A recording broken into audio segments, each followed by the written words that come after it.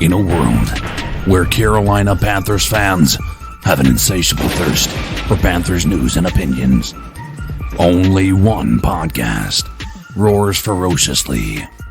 It's the C3 Panthers Podcast. It's not Tuesday, folks. It's Wednesday, folks. And it's time for me to meet my rival, my enemy, my friend. I keep him close. I don't know if he's an enemy or a friend. Tonight is Debate My Take, where two friends with great hair, great takes, battle it out over a couple of debate points. My name's Tony Dunn. It's the C3 Panthers Podcast. Tonight is the bonus episode, Debate My Take, where I take on my rival, Cody Lashney. Welcome back. We are 1-1 according to the fan base. Tony Dunn on Wednesday nights. I am neither your friend or your enemy. I'm your worst nightmare, brother. That's right. I come in here to lay the smack down on Tony Dunn every Wednesday night as we debate the topics that you want us to talk about, man. You can let us know on Twitter, and we'll put your name up here, and we'll give you a shout out and let you know where these questions are coming from. The people want to see me lay the smack down on Tony Dunn again. So, you know, I'm here to deliver to the people, Tony Dunn.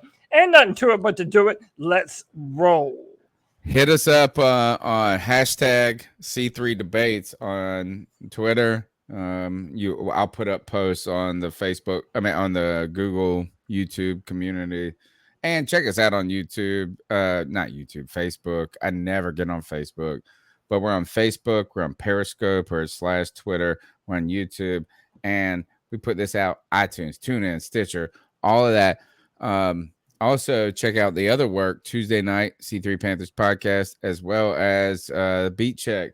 We're about to record that, and we're about to go live in just 30 minutes, so we got to knock out these topics. Smash thumbs. Tell us in the comments who wins these debates. Number one topic: can a top quarterback overcome terrible line play? Question submitted. Debate topic. It's not even. It is a question. It is a question. Debate topic submitted by @ATH2088. I believe that's Tepper's Brass Balls. Yep, that's or our something Sports like Nut. Yeah, Sports Nut. Yeah, wonderful. All right, well, great question here. Can a top quarterback overcome terrible line play? And obviously the question is dovetailing with the Carolina Panthers' terrible line play. Yeah, Tony, you want me to jump in on this one first? Go ahead. I mean, Go ahead. yeah, I'll let you open an argument, and then I'm going to beat very you down. Simple answer is yes. A top quarterback can overcome terrible O-line play. It doesn't mean that it's hard. It just means that only the top quarterbacks in the NFL can do it. And one of the things that I think we have to keep in mind is that there's a lot of really good quarterbacks that aren't necessarily top quarterbacks because they don't elevate their football team when they do have bad offensive lines. I would put Matthew Stafford in that category, Matt Ryan in that category, Kirk Cousins in that category, Baker Mayfield. There's a lot of good football players that they need a lot of things to go well before they can manage to field a competent offense. Then you have guys like Patrick Mahomes, Josh Allen, Lamar Jackson, Cam Newton in his prime years having to overcome terrible O-line play and still getting a ton of results in return. Tony Dunn, the hardest feats possible for a quarterback to do is throw for a crazy amount of yards behind a terrible O-line. Certain ones can do it, and then certain guys just aren't cut out for it. And we're still trying to figure out which side of that fence Sam Darnold falls on. If can means in any possible world, in any possible scenario, then the answer is yes. But the real answer is no, sir. No. Terrible line play. We're not talking about average line play. You give me this. Can a top quarterback give me below average, okay, average? Yes. then he may be able to overcome that because he's a top quarterback, maybe playing on a team that has a good defense and some weapons on the outside. But no single quarterback can overcome terrible O-line play. Because if your answer is overcome, and that just means that you don't turn the ball over, you don't suck entirely, but you maybe make a wild card at best. But look at this, is that Patrick Mahomes, the greatest, I mean, arguably not the greatest quarterback in history, but the most intangible, awesome, like shock value, wonderful quarterback that just do things that aren't, like I'm telling you, give me Patrick Mahomes as like the wild card. He's like he's the big joker if we play in spades. You know what I'm saying? Liz Mug, he's the GOAT when it comes to just intangibles. He couldn't even overcome an awful and terrible and awful. Did I say awful? Did I say terrible line? They had to go gut and re-gut and start all over, make all these trades, and they still suck because the defense sucks. No quarterback can overcome terrible line play. Great quarterbacks can make terrible lines look average. Tony, you also forget that Patrick Mahomes in that Super Bowl, he was making a bunch of crazy throws behind a very bad offensive Guess what? line. Did they win? They sure didn't, but his receivers also dropped a whole lot of those passes too. So I just think that's even a further testament to a game-changing quarterback can overcome terrible circumstances. Here, side debate question. Who has a better chance of winning a Super Bowl? Patrick Mahomes behind a terrible offensive line, or give me a quarterback one step below him? Maybe Stafford, Cousins. Let's say like one step below him. One step below him. Let's say Lamar. Would it be Lamar? Yeah, I'd say Lamar. That's fair. I wouldn't put. So who has a better chance of winning a Super Bowl, and overcoming this? Patrick Mahomes with a terrible line, or Lamar Jackson with a better than average line? I don't know. I mean, I think the drop. I think with Lamar being such a running threat, even if his offensive line isn't great, he's so hard. Pick a different one then. Pick a different one because he does add the dynamic. Let's go someone a little bit lower. Let's go like an average quarterback behind a really good offensive line. So how about Patrick Mahomes? Dak Prescott? No, Dak Prescott. No. Yes, I'm thinking let's do this. Patrick Mahomes in front of a terrible offensive line, or Gardner Minshew behind the best offensive line. That's not average. That's like just you're just pulling on my heartstrings because but average. I do love him because ECU ties. White Cam got so much swag in his life, but no, you got to give me somebody like Matt Ryan, maybe 3 years ago. Give me who's another better than average quarterback who is not just a crazy athlete. Stafford. You can put him in that conversation. Kirk Cousins. Ooh. Yeah. And you know what? To be honest, I think a better than average quarterback will have a better chance of winning a Super Bowl than a fantastic quarterback behind no offensive line. Why do you think Tom Brady left New England?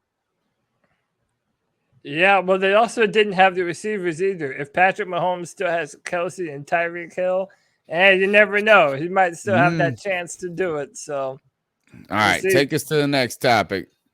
Yeah, so our next topic here is which side should Taylor Moton and Brady Christensen play on? The answer is simple. Taylor Moton needs to go back to his home, just like Adam Sandler said in Happy Gilmore to that little golf ball. Get in your home. And I want to tell you guys this, is Moton should be playing on the right because it's not fair to put him on the left this late. I am taking some cues and some references from my good buddy Cody Lashney here, who said that this was going to happen. Number one, you called it, sir. You called it. Number two, you have had the guts, the balls, the moxie to say Moton can actually do this. And I am not ready to shit on him.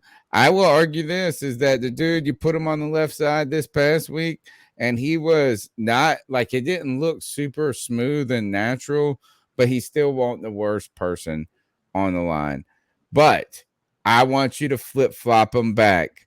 Flip floppity these motherfuckers back, because Christianson has always played on the left and Moton has always played on the right. I don't want y'all talking shit about Moton for not being the most elite left tackle in the world. Of course he wasn't. He's only done it twice in his whole life. He was better than everybody else on that field doing something he won't supposed to be doing. I think this is Moton can play left tackle. I'm okay with it. I'll check you next year if we give you time to prep for that. But I don't think it's fair to him to drop him on the left and say, oh, now you suck. No, everybody else around you sucks. Put Moton on the right. Let's see what Christianson got on the left.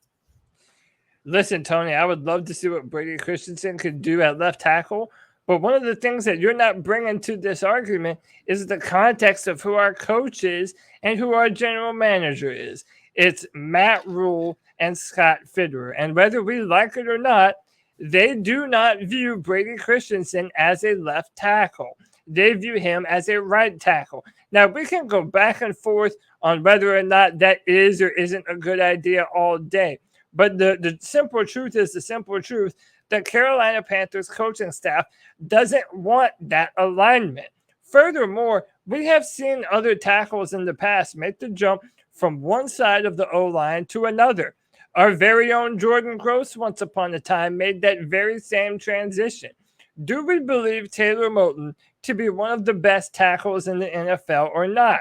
I personally do, Tony Dunn. He has continuously graded as our best offensive lineman these past few years. And I think that if you give Taylor Moton enough time to accurately learn the position, make sure that he is accustomed to playing on the left side, picking up stunts and blitzes, and honing his technique at that left tackle position, I have no doubt in my mind that Taylor Moton can come in and man left tackle. The final thing is Sam Darnold, his blind side is his left. If you're going to try and rejuvenate Sam Darnold's career and make sure that he isn't seeing ghosts, you need a big dominant ghostbuster on his blind side. And I'm here to tell you that's Taylor Moton and not Brady Christensen. What we just learned is the advantage to getting left-handed quarterbacks is that the left tackle is not the blindside tackle anymore. Truth. But then somebody would be like, oh, the ball spins this different way and we can't catch it or something. All right, you're listening to Debate My Take, where Tony Dunn takes on Cody Lashney each and every week, debating topics about the Carolina Panthers and the larger NFL and culture. You'll see. We've got a cool topic coming later in this show, which we're going to speed up here. Best Quentin Tarantino film of all time. We're going to be finishing the show with that. Go ahead and smash the thumbs up button. Submit your debate topics throughout the week at hashtag C3Debates. And now I'm going to ask you, my good friend, courtesy of at Dustin Walters 4 on Twitter, who would you sign? Dante Jackson or Hassan Reddick? I will give you the floor, sir, and then I will wipe you up with it. Tony Dunn. It up with you. The only real answer to this question, even though it's only been a short amount of time, It's Oh my God. Hassan Reddick, man. The You're one, so lucky two, you went first. You the so lucky you one. went Hey, first. you shouldn't have let me if you didn't like it, baby. I'm taking Hassan Reddick. He's a part of that 1-2 punch nightmare combo coming off the edge with him and Brian Burns. And listen, the fact that those two are friends and they're incredible speed rushers coming off the edge, you have two race cars racing to meet each other at the quarterback. They've been lights out thus far this season. And we know that in the modern day NFL, passing the football is everything. So when every quarterback is seemingly taking 5 to 7 step drops, launching footballs 65 yards in the air, you need fast, powerful, and dynamic edge rushers that can get the job done. Dante Jackson's the odd man out on this football team. Now that we have CJ Henderson and JC Horn and Stephon Gilmore, Dante Jackson, while important for the rest of this season, is kind of the odd man out in that scenario, man. There's just too much top tier perimeter cornerback talent in front of him. The easy answer is Hassan Reddick. Yeah, that is the easy answer, but you're disloyal. Oh my gosh. Nah, I nah, tell you boo what, boo. Stick your it's hand so in doo disloyal. doo. This guy over here sees the first pretty girl that walks by and leaves a wonderful woman. I know, man. And you're doing this. Is all of a sudden this mug gets all these sacks. He gets all these sacks. He's got a lot of sacks. A lot of A sacks, bro. lot. A And he's lot like, of I them. mean, he's got a lot. And you all of a sudden you forget the person that you invited to the dance. You took a girl, a beautiful girl, a sweet girl, a girl who is probably gonna give you a little head at the end of the night or something like that. Whoa. Whoop, whoop, whoop. And then you left her for the pretty girl that has some cool dance moves. Hassan Reddick is going to cost so much on me. And I got to say this is that if I went first, I would have picked Hassan Reddick. I ain't going to lie.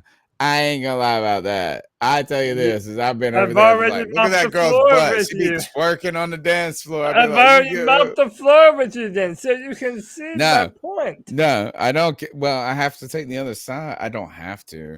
How about this? Let me just give Dante Jackson some great credit for playing, getting better every year. The last 2 years dealing with injury. Let me give my man credit. This is that this dude has been playing this year. Yes, Hassan Reddick gets the sexy stats, which aren't sacks. They are. He had 2 sacks on 2 consecutive plays. Like this mug is at like 8.5 sacks or 8 sacks, and we only on week like 5. Like at this rate in this system, he's gonna get paid. And this is why I'm gonna tell you this. This is why we gotta sign Dante Jackson. We can't afford Hassan Reddick. Like he's good. Oh no. But god damn, he's gonna break the bank. All of a sudden, we're gonna have to pay him like $97,000 million at the end of the day. Dante Jackson, let me give this guy credit though.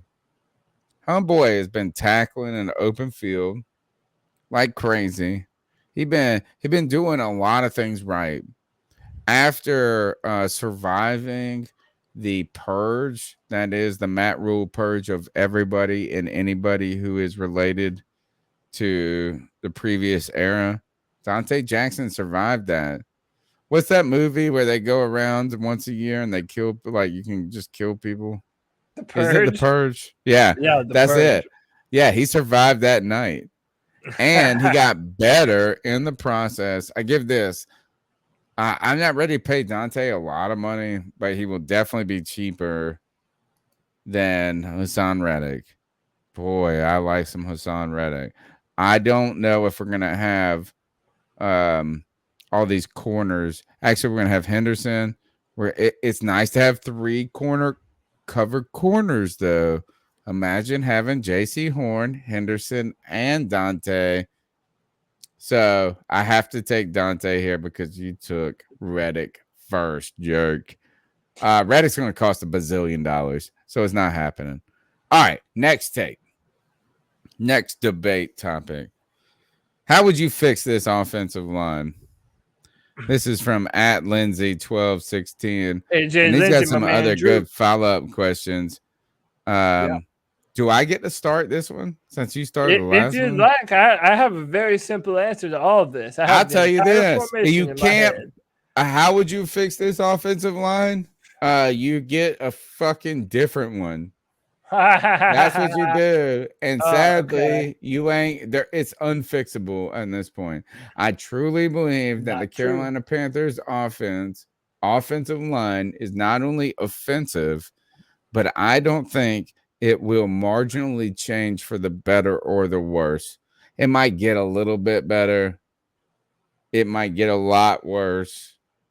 But this line is unfixable this season. It's broken. And I don't think you can trade for people. I don't think in this and that. And all y'all assholes that want to shit on Cam Irvin, yeah, he sucks. But guess what? We better when he's playing. How about that? You should be welcoming back some goddamn Cam Irvin. You should put Taylor Moton back in his home. And you probably should put Brady Christensen at that left guard position and maybe try Deontay Brown at the right guard position. And guess what?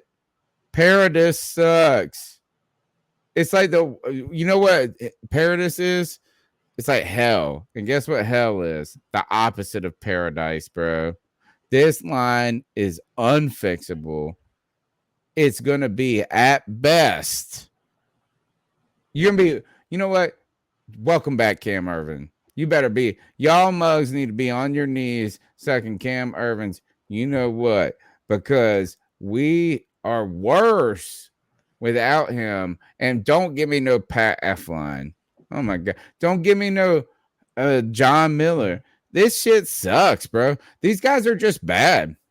They're just not cool. They ain't strong. And you know what? I know that sucks because I only weigh 192 pounds.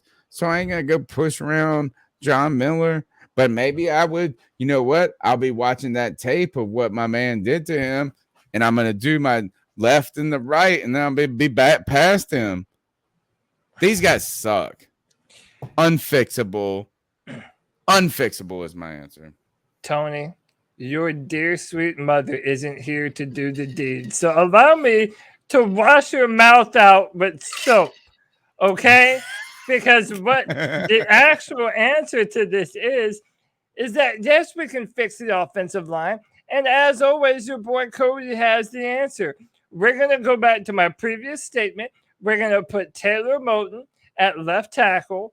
Trent Scott has been better on the left side of the offensive line. I'm going to move Trent Scott inside to left guard. Since we currently have no better options, we're going to go with Matt Paradis at center. And the biggest two changes are Deontay Brown at right guard and Brady Christensen at right tackle. Tony, if you put that formation out on the field, they're big, they're strong, they're mean, they're physical. This is an offensive line that is built to fix our O-line woes right now. It helps us run the football with Christian McCaffrey and Chuba Hubbard, and it gives Sam a pocket in which to throw from, Tony. You're just like the doubters and the naysayers wanting to abandon all hope too quick. But you know what? Line. You can't make me do it. The answers are on the roster. Tony Dunn. Unfixable. I just fixed our offensive line woes, baby. It's broken, bro. Can't make chicken salad out of chicken shit. How's that soap taste? That was funny. My mom's going to laugh at that. But I'm going to tell you this. You're still wrong as fuck. Yeah. If you were an NFL player, what is the team you do not want to play for? I want you to go first on this one. I don't want you to cry when I take your answer again. All right, so I think the easy answer is the Jets. I think another easy answer is the Jags. So you're going to give 5 answers? No. My answer right away is the New York Giants at this point. The New York Giants are like the worst of the worst. Number one, you get Dave Gettleman, who turns out to be a motherfucking disaster. and this comes from a guy. I got to eat a lot of crow. I got a lot of egg on my face on this. Is because I had a Dave Gettleman for president sticker on my Twitter handle at one point. Like it felt like he was amazing.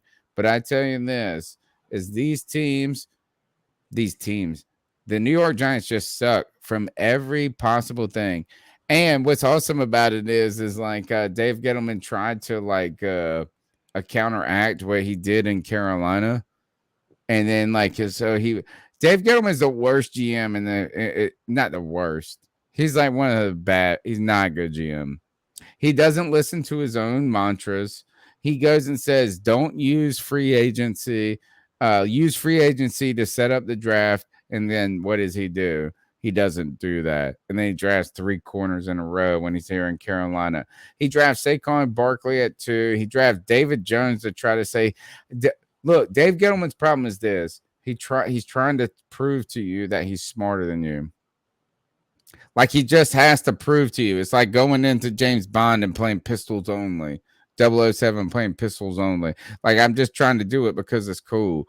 Like, no, use the machine gun, motherfucker.